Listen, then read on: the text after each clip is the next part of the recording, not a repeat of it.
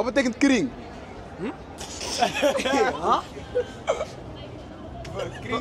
Kring. Huilen?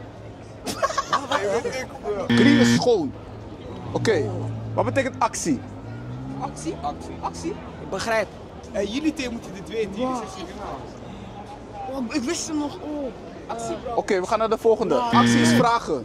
Oké. Oh. Wat betekent pata? Schoenen. Wat betekent luku? Kijken. Wat betekent tigri? Tijger. Wat betekent money? Geld. Wat is een ander woord voor geld? Money. Doekoe. Ja. Hij heeft hem al. Wat betekent fatu? Grapje. Allemaal. Hoe zeg je broer? Brada. Hoe zeg je zus? Wow, Ena.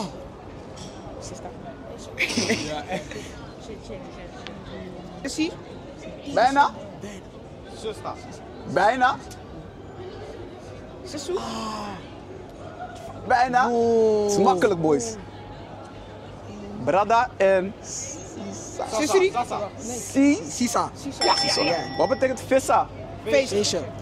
Allemaal bij hem. Ja?